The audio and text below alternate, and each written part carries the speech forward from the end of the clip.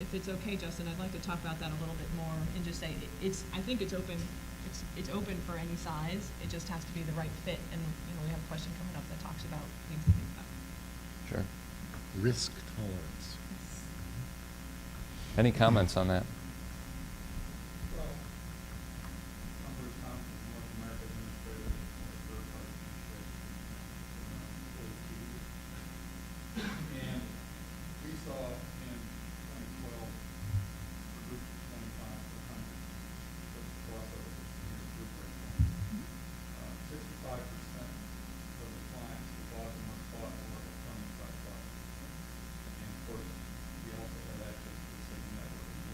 Yeah.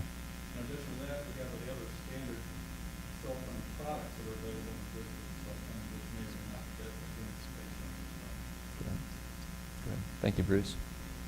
All right, we're going to jump into the buzzword I think that everybody's talking about, defined contribution strategies.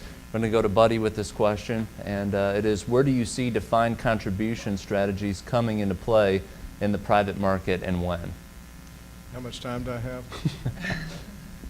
DC stands for darn confusing, and in the defined contribution strategy, it is the buzzword. I mean, that's what everybody wants to do. Everybody wants to talk about it. I see those strategies coming into play currently very aggressively in the smaller group markets versus the large group markets. General concept of a defined contribution health plan is simply that a company gives an employee a fixed dollar amount, a defined contribution, that the employee chooses how to spend on a health insurance plan of their choice. It doesn't necessarily have to be a health plan. Small versus large group. In the small group arena, you've got this craziness getting ready to come forward with the age banding question. How are insurance companies going to be rating in the future? And you've got this 3-to-1 age range, you've got numbers of people in a family, you've got the region that they're in, you've got the tobacco question. So how are carriers going to be rating in the small group market? You can imagine what that billing statement would look like in the future for the small employer. And so the question is, how do you stay in budget as a small employer if you're going to continue to be in the insurance market by offering a group health plan? And that answer is a moving target in the defined contribution. Defined contribution has various groups and or shapes and sizes that comes in. I mean, we could sit here and talk about an hour on all the different strategies affiliated with defined contribution, but I definitely see it's an active role that we, as the broker community, is going to have to be out there discussing with our clients. I'm extremely excited about the opportunities we have with all the language, as George was talking about. We don't have to submit ourselves to speaking about the bureaucratic type of discussions, but I do think when we are talking about dollars that an employer is spending, whether it be small or large group, that's going to be a huge opportunity for us to freshen up and bone up on what we're able to steer them. There is a lot of opportunities out there for us to talk with the employer on setting aside X amount of dollars and how is that going to affect their employees that are eligible for subsidies. And there's a lot of products and services out there that we can still negotiate and strategize with our employers where they can give their employees a defined contribution and still allow employees to participate in the subsidized plans. So without opening that can of worms to go down that road, there's just a ton of opportunity for us, and I'm extremely optimistic about what we can do in that field. Thank you, Buddy. Comments? I'll just throw one out. Jeff? I don't know if we've had any private exchanges that have yet been formed here in Tennessee, but I think this question is going to apply there as well a lot. You're going to see private exchanges. I can tell you with certainty they are going to be here. It's only a matter of when. And this defined contribution issue could very well be best served in a private exchange marketplace. I only raise this because on the West Coast we've had a private exchange for 13 years that's operated. They used to call themselves just a choice plan, but when the word exchange came out, they added exchange to their name. But in essence, it's the same product we've been selling out there since '93, which is they've got 6 carriers, they've got 3 standard HMO plans, 3 standard PPO plans, a couple of different voluntary life and dental and vision programs, and they sell it as a defined contribution program, and it'll still work in a private exchange. The employer says, here's how much we're going to give, here's your menu of options, and I think that's going to be very popular. I think it's going to end up being more popular than the government-run exchanges. At the end of the day, just for my thinking, the government exchanges are going to be more a place for people to go who qualify for subsidy. All right, thank you, Jeff. Comments? All right, I'm going to go ahead and say this. We've got one more topic discussion for each one of our panelists. All of this is being recorded again, Kari, and will be available online, so anybody that's dialed in, that's a virtual attendee, or anybody in the room that needs to move on to a different appointment, you can capture the end of this meeting here online after today. So with that said, we're going to move on to the next topic. It's for Jeff Miles, and it's regarding on and off the market. Discuss the marketplace and private market plans and their possible limitations. Let me have the 8-ball. We're getting the 8-ball out. You know, I think you're going to see a lot of different things. At the end of the day, you're going to need to be deciding what you want to do for a living. I mean, I think more than anything, we as agents need to decide what we want to do. For many years, I've chosen not to be in the individual plan market for my own various reasons. Now, I'm going to go ahead and allow my office to sell those plans because I don't have the same issues that I had years ago. But it really depends on what you want to do for a living. If you're in the large group market, you're going to be in a different world than the small group market. But at the end of the day, you're going to probably see plans change within, like I know I asked you, are you going to have the same plans? Cigna is going to roll out with the exact same plans and the exact same rates and the exact same networks.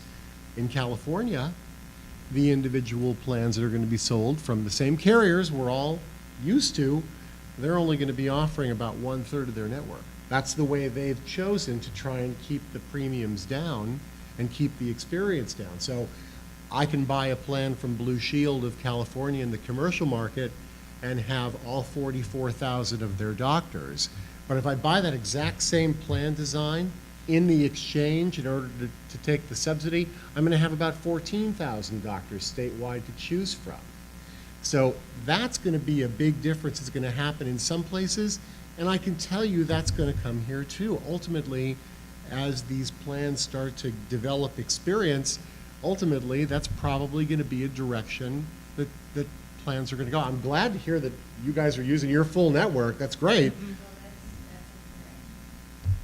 correct. Our new exchange plans will have a narrower network. Oh. Which wraps the larger. Okay, so There are changes in the network. there are changes in the network. All right, so forgive me. I was wrong about the Tennessee market, having just learned about it 5 minutes ago. But I'll tell you that that's what you're going to be able to see. And it doesn't make it that hard to go to people who are your existing clients. And I kind of think we have to sell everything brand new all over again to all of our existing clients as well as new prospective clients. But people who pay premiums now and are buying full networks probably don't want to go to reduced networks. They probably don't want to buy 6,000 deductible, 6,300 out-of-pocket plans like are going to be driven by a lot of the carriers. I just got this from Anthem in California yesterday. Their basic value plans that they're going to be promoting in the exchange are going to be in-network only. They're going to be $6,000 deductible, 100% in the network, nothing out, $35 primary copay, $60 specialist copay. So you got to meet the first 6,000, and then you've got cost sharing of another $350 after that. So it's all front end loaded on the user. You know, I don't know that people are going to want to buy those kind of plans. People who are current premium payers, your clients, I don't know that they're going to want to buy those kind of plans. So, you know, as has been said so many times here today, you really have to know who your client is and determine self-funded. You've got to know their risk tolerance. In a fully insured small group world, is the employer in a business where they really feel an obligation to provide good benefits to attract and retain employees? Or are those employees just cogs in a wheel to them? It really is going to be a consultative process that's going to have to be undertaken with all of your employer and individual clients. I don't know if I'm really answering the question, but I think there's going to be massive changes that are going to, from whatever rolls out October 1 and starts January 1, I think by the following year, there's going to be a lot of dramatic changes as the market sends its message. Great. Thank you, Jeff. I was going to tell you to freestyle. I love Jeff because he blows at the embers a lot, so it's good for us. We're going to move on to George for this question. And George, what is a split family? How do you handle clients with different family members that are eligible for different ACA programs and credits? So, Jeff, you somebody mentioned before the possibility that members of the same family may wind up in different programs and with different insurance cards and not know which one belongs to whom. And this is something that we started working with, an issue that we started working on at the state, and with Darren Gordon and the governor, we came up with this plan that you all may remember, the one card, one family, the bridge idea.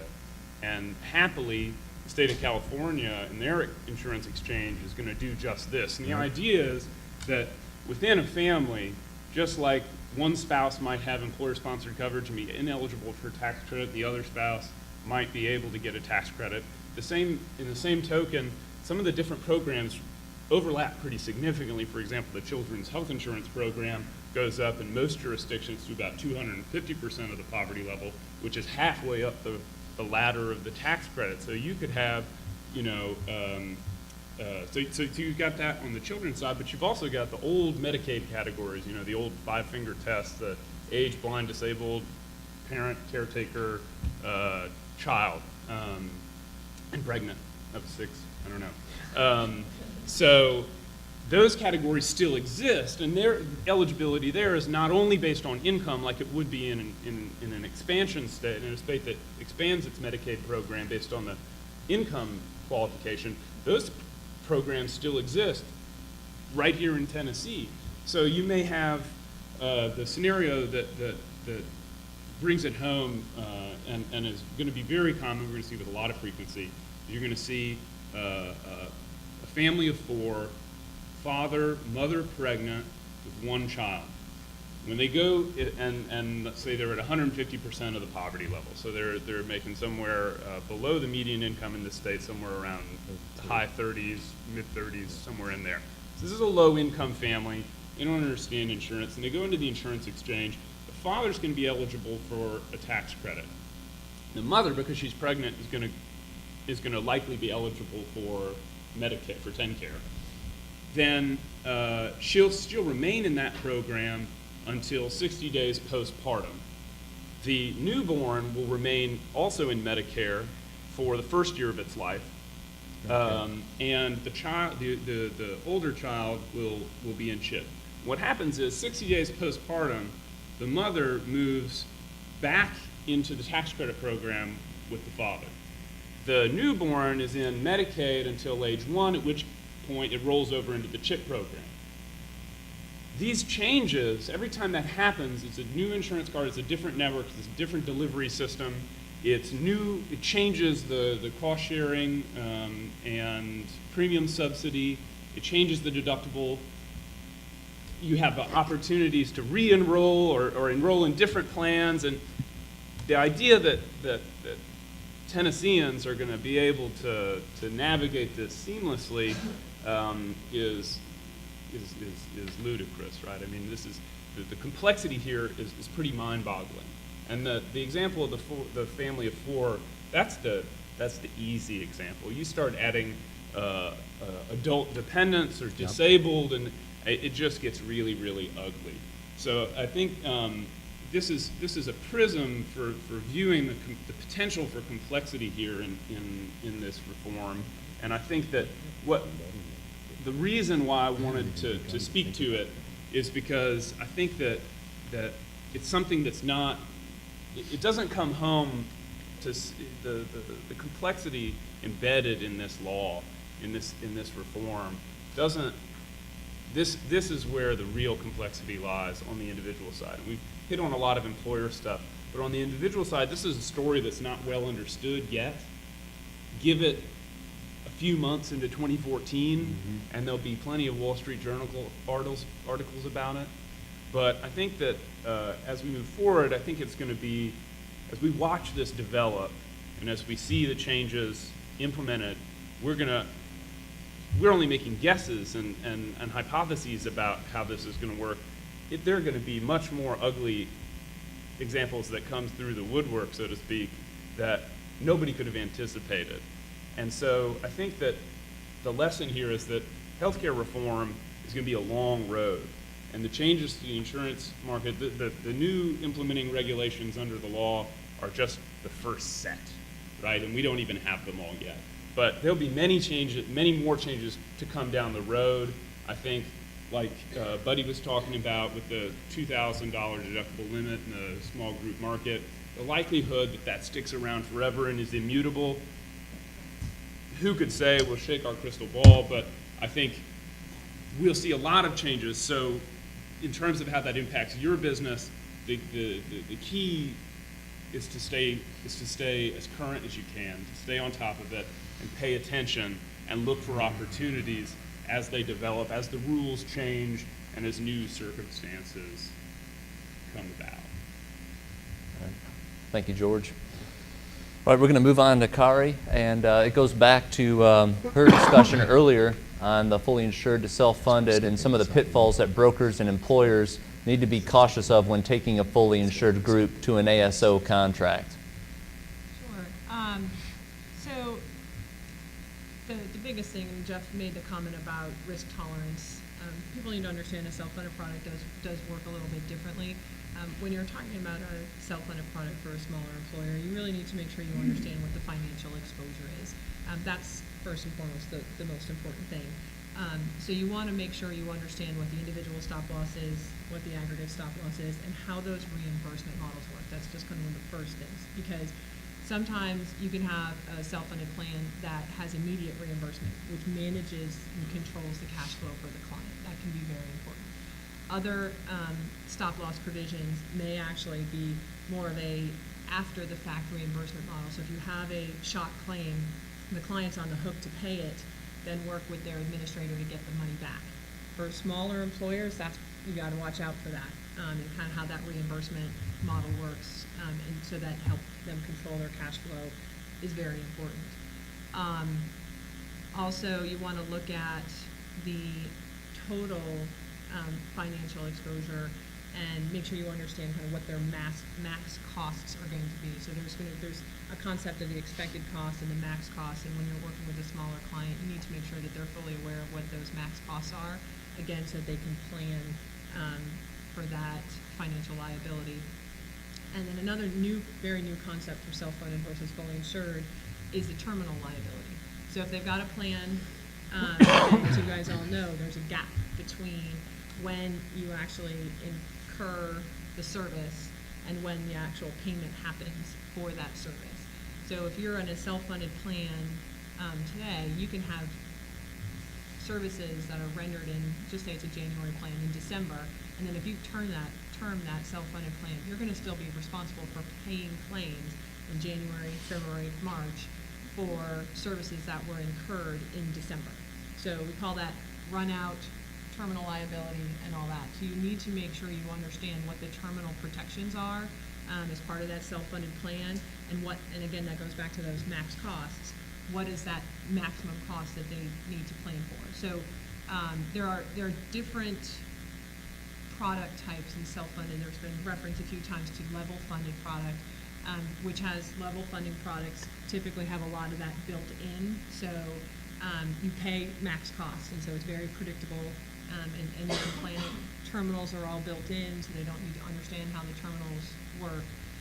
And then there's much more traditional self-funded plans where it's more of a pay-as-you-go. You just pay the claims as they come, and you hold on to anything that you're not using, so you get kind of an immediate benefit from a cash flow perspective when you're running well. But then you have the terminal reserve responsibility. So there's trade-offs there on the financial side. So you really need to make sure you understand how the stop loss works, how the terminal liabilities work, and what those max costs are month over month over month, and how all that works together.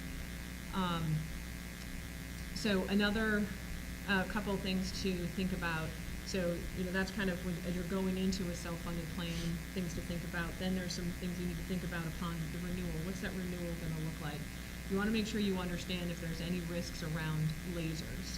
Not sure how familiar people are with the word laser, but what that basically means is, can the carrier identify a high claimant and say, I'm going to cover everyone at this stop loss level up to this point except for that one. I'm only, you guys are on the hook for the first 100,000, 150,000, whatever for that particular claimant. Now, what that means is that the next year of the plan, you have a lot more risk exposure. So you need to make sure you understand if there's, if the carrier could come back at renewal and laser people out, which is going to dramatically change what the risk exposure is for the client. Additionally, there's a deficit carry forward that can happen at renewal. So if you were running poorly, so kind of above expected, above max, is the carrier going to take that liability, the extra stuff that the carrier has paid, and are they going to apply that to what you need to pay for the next year? Now, a lot of times that can be an option, whether you have deficit carry forward or not, but that's something that you need to decide in that first year to make sure you're anticipating the renewal. So those are just a couple of the key ones. It's really all about making sure you understand how the plan works, what the cash flow impacts are, and what the maximum exposure is. And Cigna, we have several products around self-funding. We do have a level funding product, which is, we talked about before, more of a traditional product for the small group segment, so 25 to 250. There are a lot more carriers that are coming out with it. So 10 years ago, we were the only carrier to have a self-funded, level-funded product, and now there are 10 carriers who are offering similar products. So there's a trend here towards this, but you need to make sure it's structured properly, that you understand it, that your clients understand it, and that it's a good fit. And it really is irrelevant of size as long as it's structured properly to protect your clients. Great. Thank you. I know it feels like we've been jumping back and forth, but I think all of us, or most of us anyway, are paving these roads simultaneously. So it was my job and our job as a board to identify resources and the assets that we have in these people that are in front of us. We've got one more question for Buddy, and if somebody would pass him the 8-ball down there, I think this is his favorite one, and it's about the 2018 Cadillac tax. So Buddy, I won't read it, I'll just let you go ahead and make comment to it. I think this is a great question if we were sitting here in 2017. There you go. But seriously, our clients are asking, and they're asking a ton of questions. And when this comes up for me, it's an opportunity to explain to them, again, the landscape that we're in the midst of and how so many things are already changing in front of our very eyes this particular year, not to mention next year. And so what I'm encouraged to tell them is there's so many opportunities that we as consultants, brokers, carriers, et cetera, are going to be in a position to assess the group plans that are out there, whether it be self-funded, the strategies that we're going to be bringing from a defined contribution standpoint, from self-funding, having larger deductibles, that we have other products that offset those costs and exposure to the employees, the defined contribution strategies, the small groups just getting out of the group business. I mean, this is so far down the road that we think we can easily not have our clients worried about this from this present time. So I think it's a good topic for us to show our expertise and let them know, talk them off the ledge. And I think as everything we've talked about today, the selling point that I see is encouraging our clients, because we can go in and we can stick our head in the sand and act like it's doom and gloom for all of us and leave a bad taste of our clients. Or we can explain to them that there's so much strategy that we've heard today by each of us and all of you out there, that we can give them hope and we can give them encouragement that that we're here, we got that machete, and we're going to fight through all this garbage over the next several years, and those of us that are in it for the long haul are going to come out.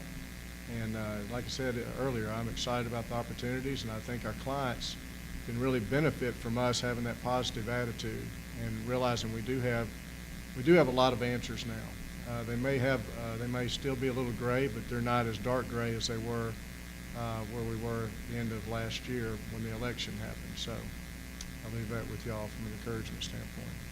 Thank you, buddy. I appreciate his closing remarks, and we'll just work down the table, actually. George, if you have any closing remarks you'd like to make?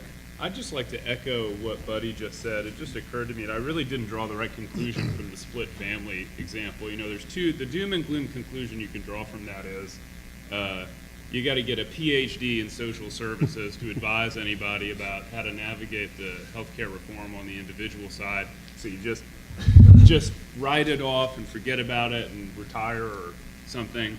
That's the doom and gloom conclusion. I think that the hopeful conclusion is that viewing that complexity, it becomes really clear that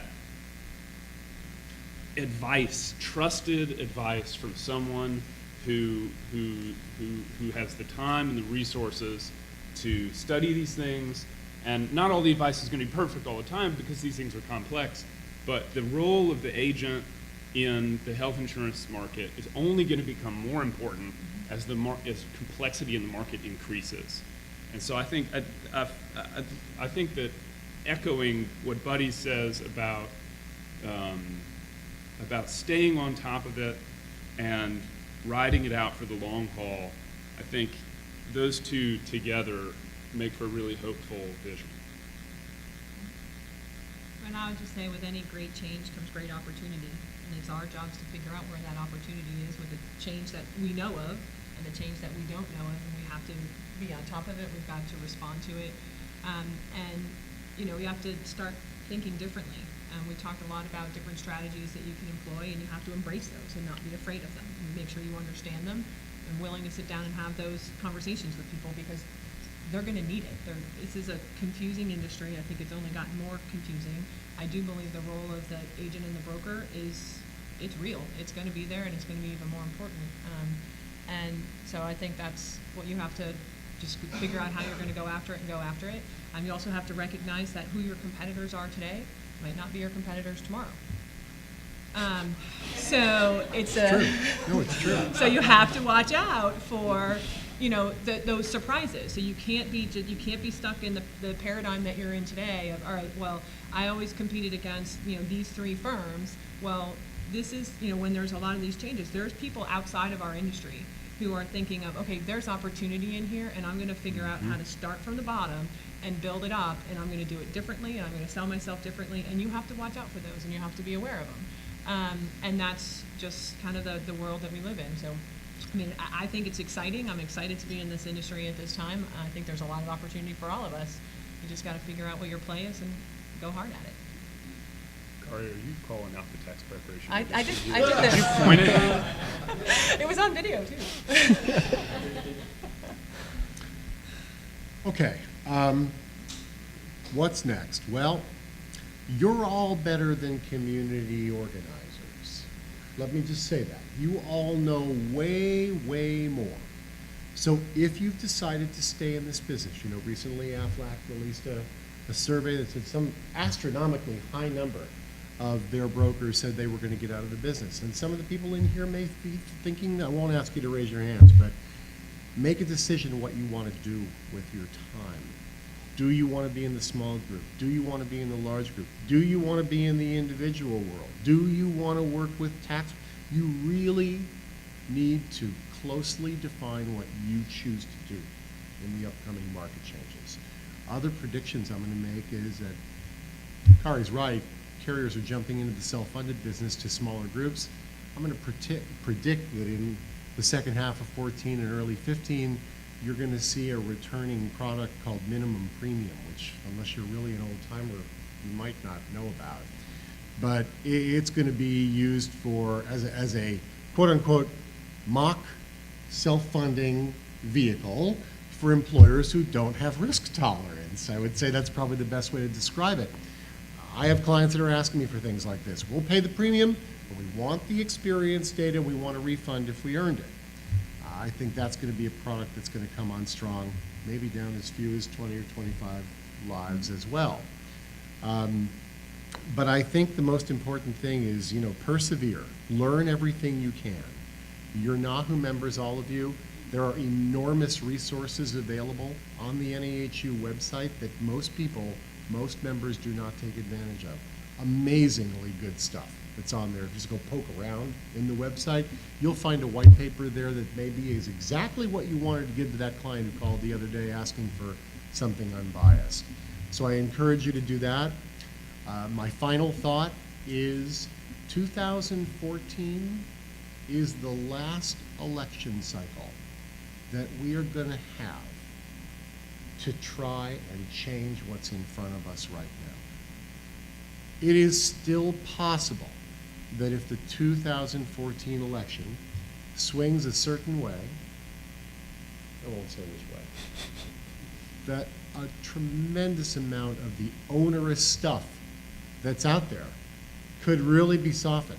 Theoretically, a new Congress could pass laws that will be very, very beneficial to agents, and some of them are actually out there now.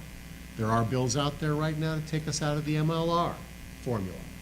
That could change a lot of stuff for a lot of us. So I encourage you to get involved legislatively and give money to your PAC. And we have a PAC at the state level, we have a PAC at the federal level. I'm a big contributor to the PAC, and I really want company. So please be prepared to write checks this year, because it's going to be one of the last opportunities we have to influence this. Thank you, Jeff. And thank you all. Let's all give them a hand. Sorry, I didn't mean to call your name. We do, Cigna does have a Okay, door I'm used to prize, being on the line. so we'll go ahead and bring that up. While we're doing that, a quick reminder, next month we're going to have Jeff Perkins from DCC. He works for a dialysis company that'll help you if you're going self-funded route to identify ways to bring claims dollars down via some dialysis strategies. Again, just as a reminder, this meeting was recorded. It'll be available on our website. Future meetings will be broadcast. You can get there through the regular computer, through your mobile devices, tablets, pretty much any media that you have other than a flip phone. All right, I think we got, who's going to draw the name for us? It's like 4 cards in the bowl. All right. Jeff, you want to do us the honor maybe? No. No? I don't. I'll do it. Kari? We have a nice little, liquid refreshment, Terry Palmer mediator.